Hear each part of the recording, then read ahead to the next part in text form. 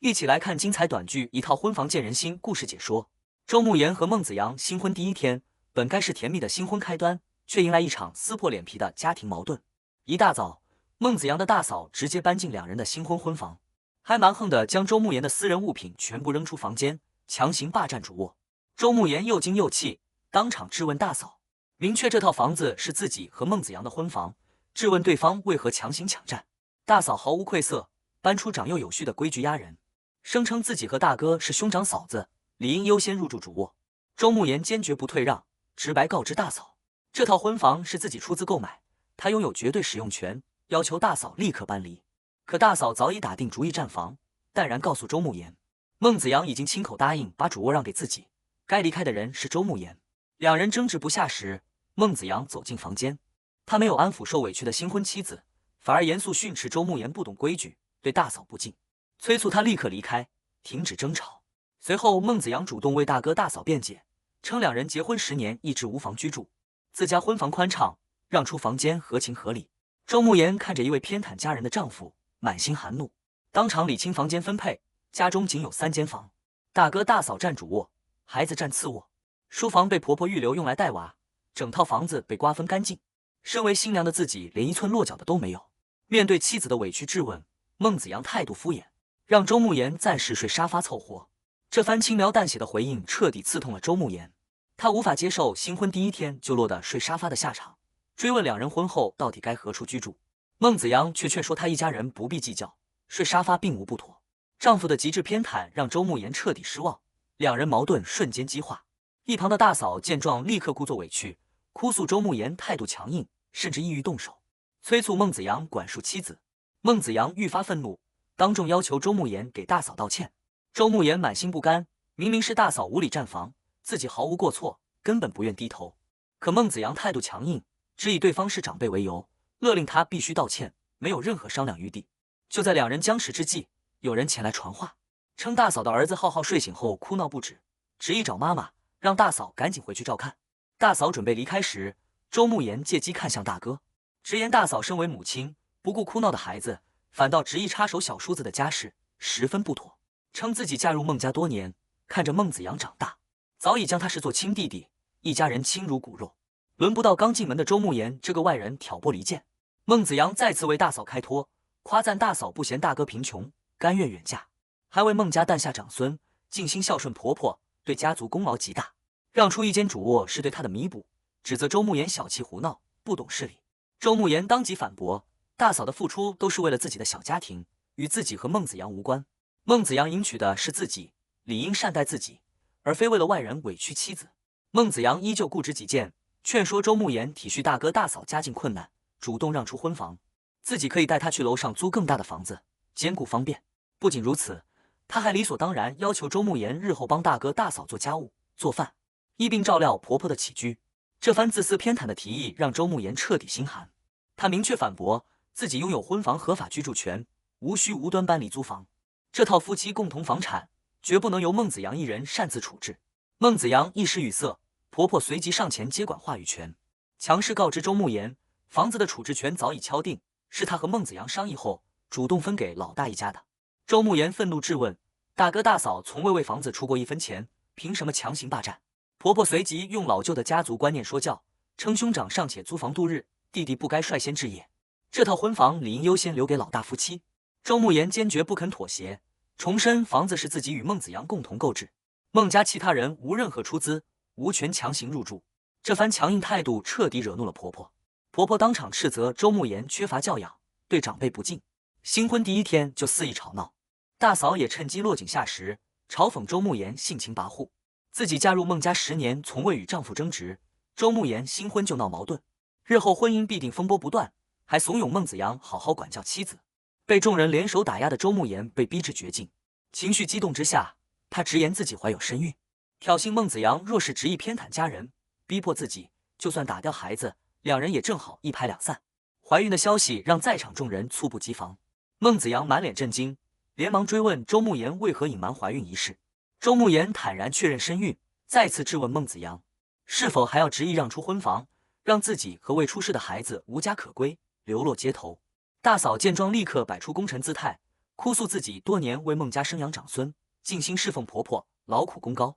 理应拥有一套婚房。她当场放话，若是今日无法入住，就带着儿子和大哥离婚，让婆婆再也见不到最疼爱的孙子。就在场面愈发混乱时，年幼的浩浩出声劝阻，恳求奶奶和母亲不要再争吵决裂。心疼孙子的婆婆瞬间软了态度，当场安抚浩浩，做主让老大一家安心住下，无人可以驱赶。有了婆婆撑腰，大嫂愈发肆无忌惮，告知周慕言看在孩子的份上，暂且不与他计较，让他尽快收拾私人物品，不许再霸占主卧，打扰一家人生活。亲眼目睹孟家一家人抱团欺压自己，周慕言彻底看清这家人的本性，对这段新婚婚姻彻底失望，冷眼看着孟子阳，满心悲凉。就在他准备收拾东西离开时，大嫂再度发难，索要周慕言的结婚金饰。大嫂声称，这些金饰只是婚礼撑场面的临时赠与，如今婚礼结束，理应归还。孟子阳立刻附和，劝说周慕言交出首饰，弥补大嫂当年结婚一无所有的遗憾，算作孟家对大嫂的亏欠补偿。接连的欺压和索取耗尽了周慕言所有期待，他心灰意冷，交出所有金饰，直言从此与孟家众人再无瓜葛。大嫂看着到手的首饰，暗自得意，嘲讽周慕言看似强硬，最终只能妥协退让。独自离开婚房的周慕言，在3楼楼梯间意外崴脚，重重摔倒，很快出现剧烈腹痛、下身流血的危急症状。他深知情况凶险，立刻拨打孟子阳电话，焦急告知自己摔倒流血，让他火速下楼送医。孟子阳接到电话后瞬间慌乱，立刻准备下楼，却被大嫂强行拦住。大嫂笃定周慕言是心生不甘，故意装病演戏，想借机重回房子纠缠，劝阻孟子阳不要上当。孟子阳瞬间迟疑，周慕言在电话里虚弱辩解，自己绝不会拿腹中孩子性命开玩笑。可大嫂依旧步步紧逼，趁机提出苛刻条件，要求周慕言必须先签署房屋无偿转让协议，将婚房过户给自己，才肯下楼送医。剧痛难忍的周慕言又气又绝望，怒斥大嫂不顾腹中胎儿性命，趁人之危。大嫂毫无恻隐之心，强硬催促他立刻抉择，不签字就绝不施救，任其自生自灭。为保命保胎，及时就医，濒临崩溃的周慕言只能被迫答应签字。得到满意结果后，孟子阳才匆忙下楼，看到倒地虚弱的周慕言，满心愧疚自责。旁人见状，立刻拨打急救电话，将周慕言送往医院救治。经过医院详细检查，医生告知众人，周慕言因情绪剧烈波动，加之孕早期胚胎着床不稳，最终不幸流产，孩子没能保住。面对丧子的惨痛结果，孟家人毫无愧疚，反倒纷纷指责周慕言。大嫂率先抱怨周慕言性子娇贵，小题大做，新婚第一天就闹出风波，直言就算孩子顺利出生，日后也需众人费心照料。如今流产反倒省事，旁人担心周慕言娘家人得知后上门闹事，大嫂却毫不在意，认为周慕言已然嫁入孟家，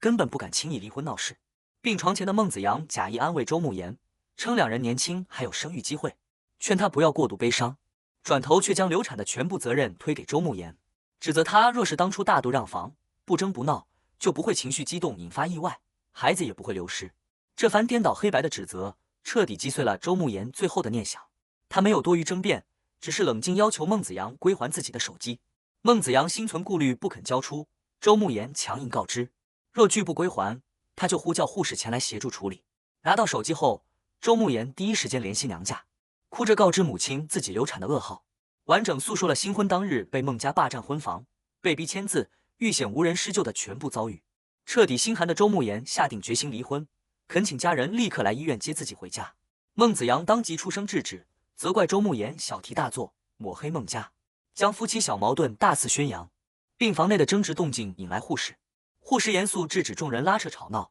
强调病人术后身体精神虚弱，需要静养休息。周家父母和哥哥姐姐连夜赶赴医院，满心心疼女儿的遭遇，当场严令所有孟家人不得再靠近周慕言。周家大哥明确表态，孟家人的欺压、逼害行为都会留存证据，必将依法维权。孟子阳试图将整件事辩解为新婚磨合的意外误会，孟家婆婆也连忙打圆场，劝说周家包容退让，称小夫妻磕碰在所难免。这番说辞彻底激怒了周家。周家母亲直言，女儿新婚一日就受尽委屈，流产住院绝非简单的磨合矛盾。孟家婆婆依旧偏袒自家人，辩解老大一家常年无房，生活艰难。周慕言作为弟媳本该谦让，是他性格执拗，执意争抢才引发矛盾。周家大哥当场犀利回怼，清晰摆明房产出资事实，婚房首付25万，全屋装修费用均由周慕言承担。孟子阳及孟家分文未出，周慕言拥有合法房产权益，孟家人无偿占房，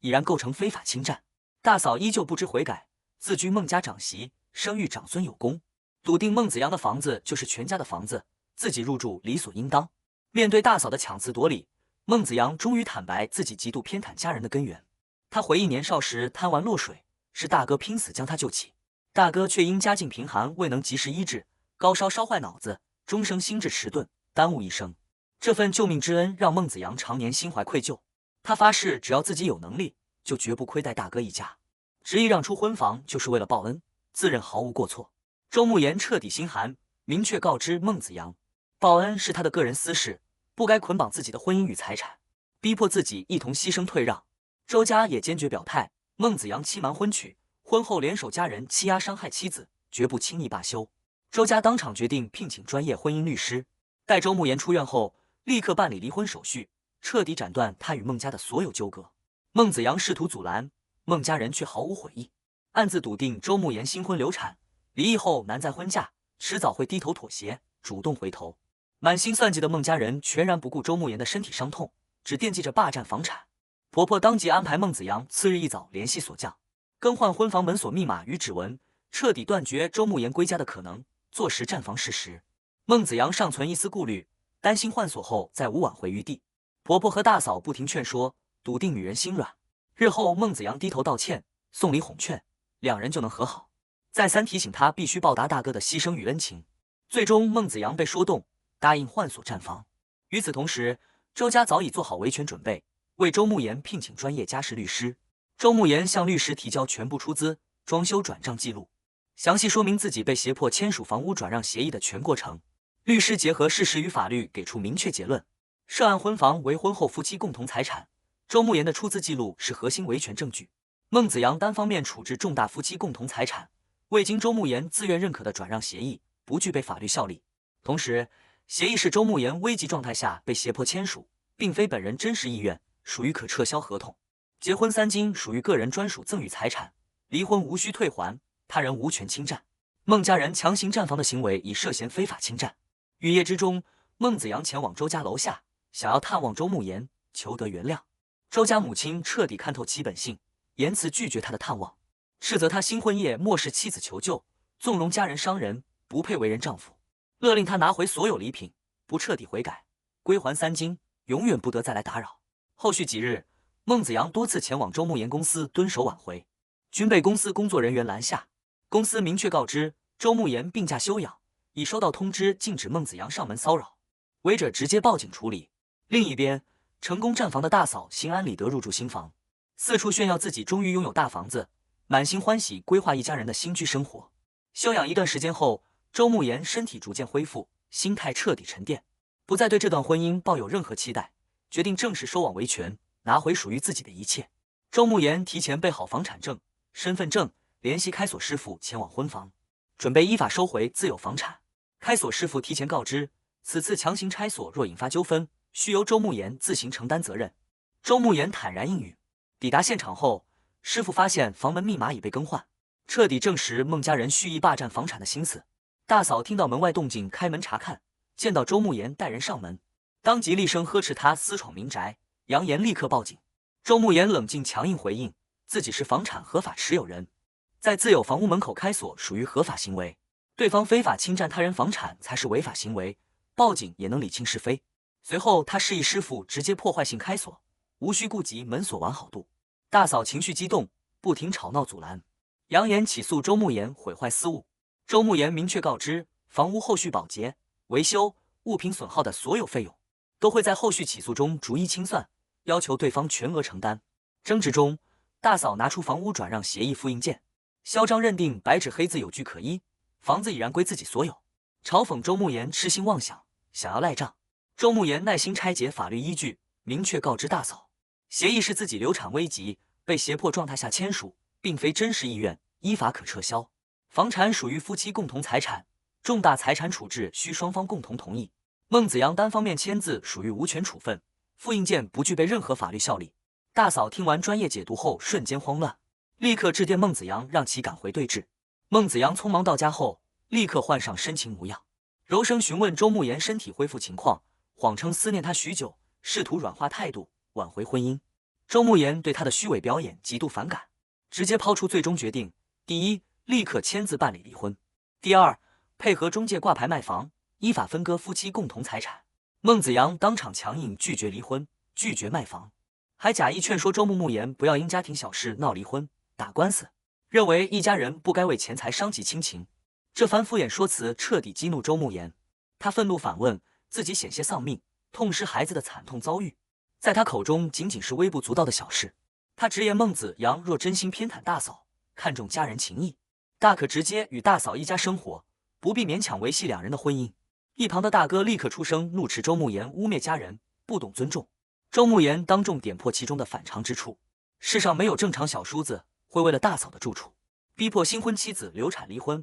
拱手让出100万房产，还直接指出大嫂至今佩戴着自己的结婚3金，这般举止极易引人非议。孟子阳依旧固执辩解，称自己对大嫂仅有敬重与报恩之心，无任何不当纠葛。周慕言不再多余争辩，给出最后通牒：限时1小时，让孟家人打包所有私人物品，彻底搬离房屋。大嫂见状立刻撒泼耍赖，以此相逼，扬言若是被强行赶走，就当场撞墙自尽，让房子变成凶宅，彻底贬值，让周慕言无法售卖。周慕言毫无畏惧，明确告知对方，非法占房本就违法，自己有权依法清退。周慕言郑重告知，1小时后拒不搬离，就通知物业上门清场，遗留物品全部按废品处理。孟家人立刻卖惨哭诉，抱怨时间仓促，无处可去，指责周慕言赶尽杀绝。孟子阳也低声求情，希望周慕言宽限几日。周慕言态度坚决，明确拒绝所有求情，告知拒不搬离将直接提起诉讼，届时全家征信都会受到影响。说完，他直接联系房产中介，安排工作人员上门拍摄户型、挂牌售房。孟家婆婆上前强行阻拦，声称房子是长孙的家，绝不允许售卖。周慕言不再忍让，严肃警告对方，恶意阻挠将直接报警处理。孟子阳依旧纠缠不休，追问两人日后的住处。周慕言彻底斩断所有关联，冷漠告知两人即将离婚，再无任何关系，他日后的生活住处与自己毫无瓜葛。阻拦无果后，孟子阳再次低头认错，谎称已经将大哥大嫂一家迁出婚房，保证日后绝不打扰他的生活，苦苦哀求复合。周慕言早已看透其本性，明确告知无法释怀新婚当日的委屈、伤痛和丧子之痛，不会因为一句道歉就抹平所有伤害。为彻底撕开孟子阳的伪装，理清所有纠葛，周慕言约他前往咖啡厅单独对峙。在咖啡厅内，周慕言揭穿了孟子阳隐藏已久的核心秘密，也摸清了他执意不肯离婚、强行捆绑自己的真实原因。婚前半年，孟子阳在多家银行及网贷平台累计贷款25万元，这笔款项到账次日就全额转入开发商账户，用作婚房首付。婚前孟子阳刻意隐瞒贷款事实，欺骗周慕言这笔首付是母亲的养老积蓄，让他心生感恩，婚后主动补贴家用，孝顺长辈。事实上，这笔首付是孟子阳的婚前个人贷款，婚后他仅用个人工资偿还部分贷款，剩余房贷全部家庭开支均依靠周慕言的高薪支撑。周慕言彻底看清，孟子阳从一开始就并非真心组建新家，而是刻意隐瞒债务，算计自己的收入，想依靠自己的薪资偿还贷款，帮扶原生家庭。他不肯离婚的根本原因，就是仅凭自己的微薄收入，根本无力偿还巨额贷款，支撑全家开销。真相败露后，孟子阳依旧毫无愧疚，反而理直气壮地辩解自己的家庭情况周慕言早已知晓，婚后便是一家人，周慕言薪资丰厚，帮他分担贷款，帮扶家人理所应当。周慕言彻底心寒，直言婚姻是两人彼此扶持组建新家庭，而非一方无休止扶贫另一方的原生家庭。孟子阳隐瞒债务、欺骗婚姻、算计财产的欺诈行为，早已彻底击碎两人的婚姻根基。即便事实对错一目了然，孟家长辈依旧试图调解，劝说周家包容退让，称孟子阳只是重情糊涂，周慕言性格太过执拗，不该执意离婚。但所有调解与求情都无法挽回这段彻底破碎的婚姻。周慕言离婚维权的决心坚定不移，